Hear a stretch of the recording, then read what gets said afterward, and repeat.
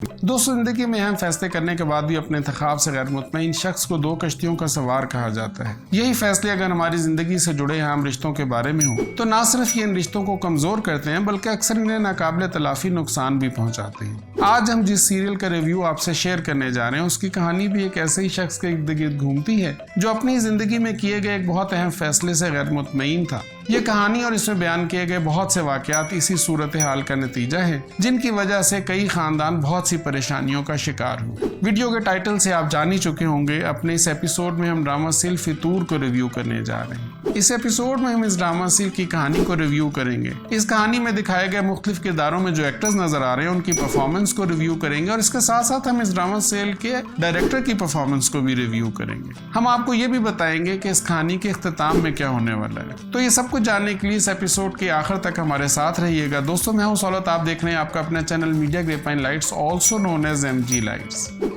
तो आगे बढ़ते हैं स्टोरी के सिनॉप्सिस की तरफ। इस ड्रामा के एक मेन कैरेक्टर दिलनशीन, जिसका ताल्लुक एक मिडिल क्लास फैमिली से है, एक कॉलेज गोइंग गर्ल है।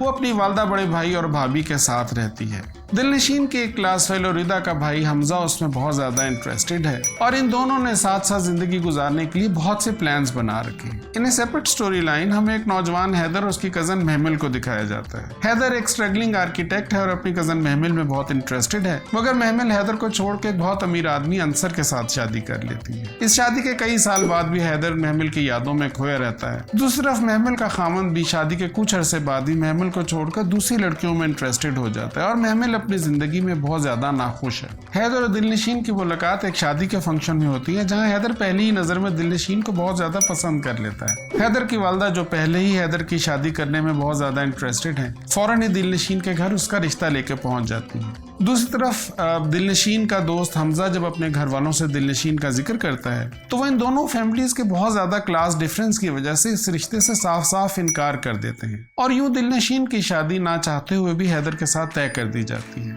महमिल को जब इस बात का एहसास होता है कि वो हमेशा के लिए हैदर को खोने जा रही है तो वो अपने खामंद अंसर को छोड़ के वापस हैदर के घर आ जाती है, मगर किसी ना किसी तरह हैदर और दिलनशीन की शादी हो जाती है और दिलनशीन रुखसत होकर हैदर के घर आ जाती है। दिलनशीन के हैदर के घर आ जाने के बाद महमिल की पूरी कोशिश है कि वो हैदर को दिलनशीन से छीन कर हमेशा के लिए अपना ले और यूं एक ऐसी वॉर ऑफ टग शुरू होती है जो कि इस ड्रामा को आगे लेके चलती है। इस ड्रामा में हमें ये दिखाया गया है कि हैदर और दिलनशीन, जिन दोनों के अलग अलग रोमांटिक बैकग्राउंड्स हैं, एक दूसरे के साथ जिंदगी गुजारने का फैसला करके इस नई जिंदगी में एडजस्ट होने की कोशिश कर रहे हैं और क्या वो अपनी इस कोशिश में कामयाब हो पाएंगे या नहीं, यही इस कहानी का मेन आइडिया है। तो आगे बढ़ते हैं स्टोरी के रिव्यू की तरफ। इस ड्रामा सेल पे कमेंट करते हुए खातून व्यूअर ने लिखा, moral of the story is the one you fail in love with is never the one you get. एक दूसरी खातून ने लिखा, same story in every drama. इस बारे में जब इस ड्रामा सेल के डायरेक्टर सिराजुल हक साहब से बात की गई तो उन्होंने ये फरमाया कि व्यूअर्स फैंटेसी देखना चाहते हैं और इस ड्रामा के जरिए हम अपने व्यूअर्स को फैंटेसी ही दिखा रहे हैं। दोस्तों, किसी भी कहानी के बारे में जो सबसे पहली चीज देखी जाती है वो यही होती है कि क्या यह कहानी बिलीवेबल है या नहीं। तो इस कहानी के बारे में एक तो सिराजुल हक साहब ने हमें पहले ये बता दिया कि वो इसको फैंटेसी की तरह से लेकर चलने वाले हैं, लेकिन फिर भी अगर हम इसके कुछ पहलुओं पर नजर डालें तो हमें यह महसूस होता है कि जब हमें हैदर दिखाया गया शुरू में फ्लैशबैक में तो वो तकरीबन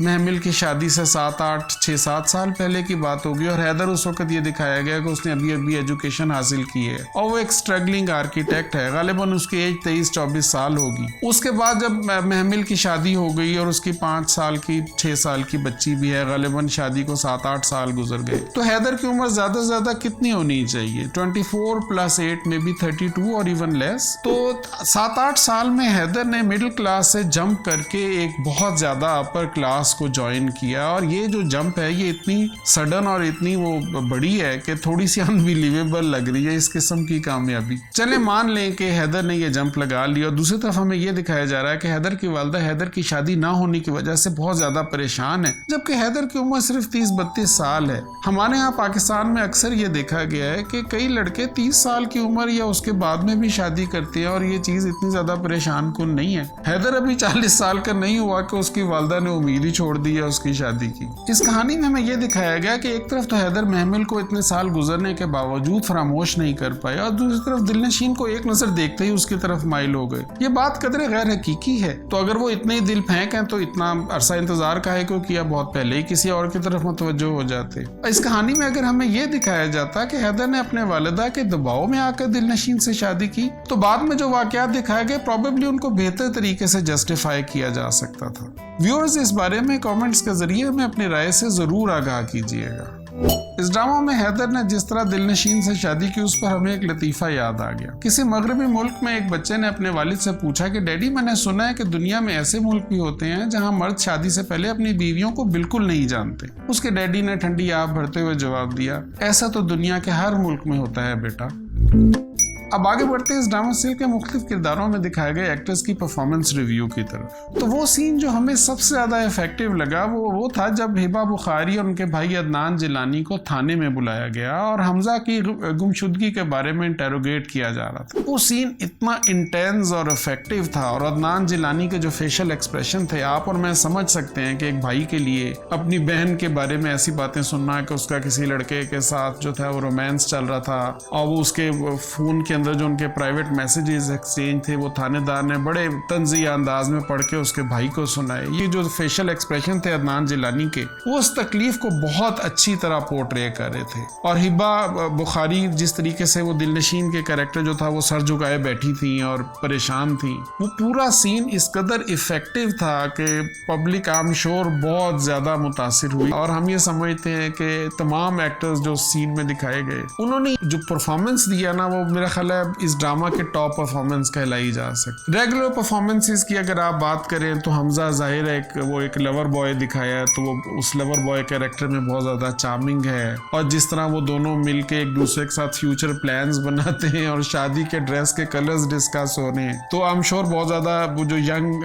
जो जनरेशन है, लड़कियां और लड़के, उन सबको इस चीज ने बहुत ज्यादा इंस्पायर किया होगा और उनको बहुत ज्यादा फैंटेसाइज भी किया होगा। फैसल कुरैशी की परफॉर्मेंस को डिस्कस करना हो तो हम ये कहेंगे he is very good at whatever he does. I mean, उनको जो रोल दिया गया, उन्होंने उसमें रोल में फिट होने के लिए वजन कम किया अपना और हेयर स्टाइल बड़ा जबरदस्त किस्म का। वो इस परफॉर्मेंस में आप ये देखा जाए कि मेकअप वगैरह और गेटअप को जिस तरह वो इम्प्रूव कर सकते थे, इतने स्लिम हो गए और बड़े ट्रेंडी किस्म के क्लोथ्स पे। इसी कहानी के एक और किरदार महमिल, जिसको किरण हक कर रही है, अगर उनकी एक्टिंग को देखा जाए तो वो बहुत अच्छी है। मतलब शादी से पहले फ्लैशबैक में जब हमें ये दिखाया गया तो वो एक मशरकी किस्म के लिबास पहनने वाली लड़की थी और फिर 7-8 साल में जब उनकी एक अमीर आदमी से शादी हो गई तो वो मुकम्मल तौर पर वेस्टर्नाइज हो गई। उन्होंने वेस्टर्न ड्रेसेस पहनने शुरू कर दी और उनको इतनी अच्छी तरह से कैरी किया और उनकी चाल ढाल और बातचीत का अंदाज भी चेंज हो गया। ये जो ट्रांसफॉर्मेशन थी, यही हमें फैसल कुरैशी यानी कि हैदर के कैरेक्टर में भी नजर आई कि वो एक गरीब आदमी से एक अमीर आदमी बन गए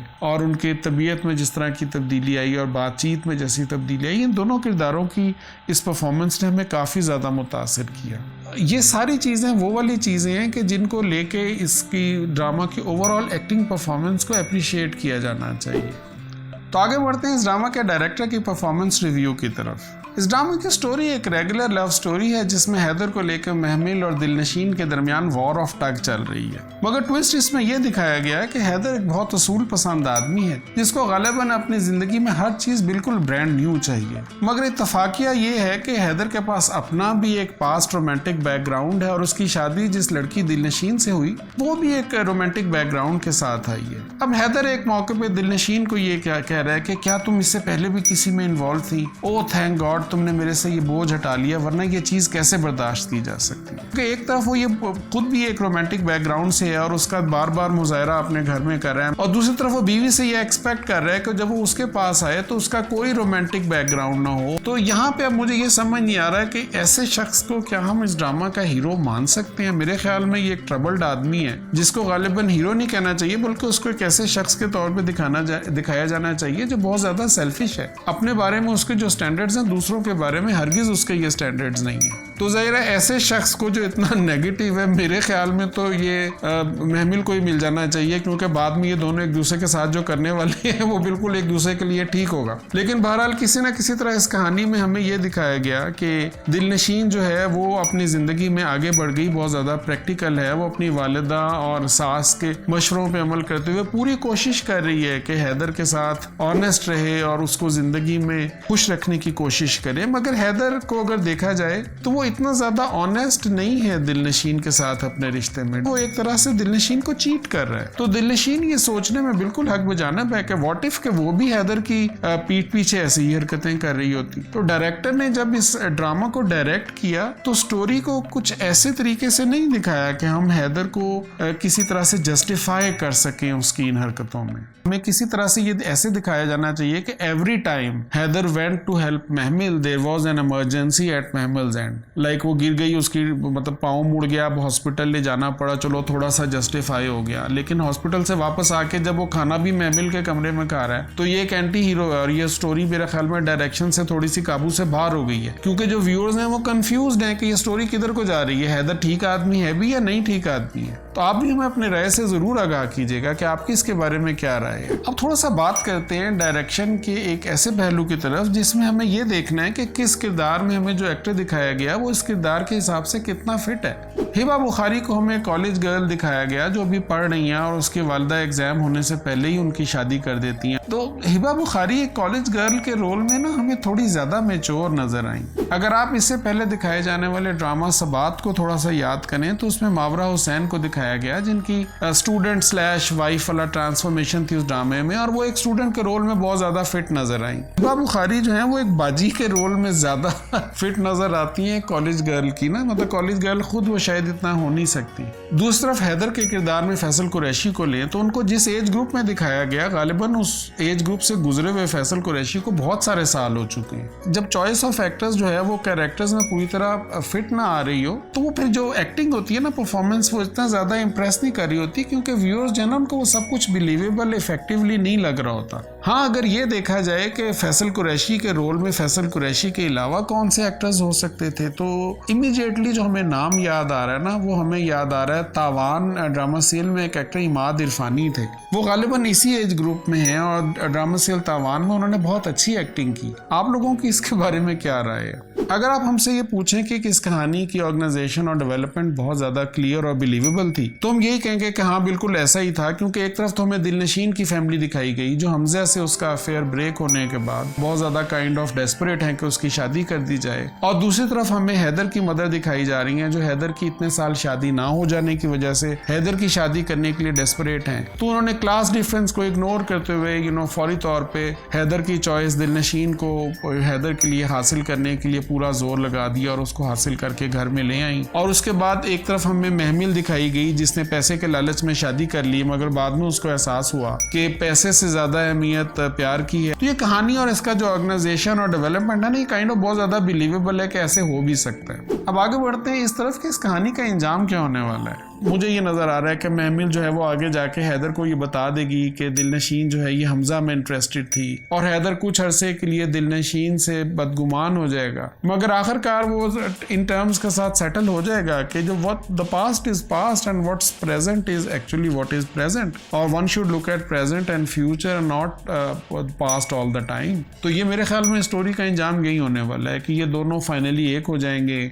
महमिल जो है वो वापस अपने हस्बैंड के पास चली जाएंगी। ये स्टोरी जो है ये एक हैप्पी एंडिंग की तरफ जाने वाली है। तो ये था आज का एपिसोड। आपको कैसा लगा नीचे दिए हुए कमेंट्स के जरिए हमें अपनी राय से जरूर आगाह कीजिएगा। अगर आपको हमारी कोशिश अच्छी लगी तो इस एपिसोड को लाइक कीजिए और हमारे चैनल को सब्सक्राइब कीजिए और बेल आइकन दबाना ना भूलें, ताकि अगली दफा जब एक नया एपिसोड अपलोड हो तो आपको उसके बारे में सबसे पहले बताया जा सके। देखते रहिए MG Lights and thank you for your time.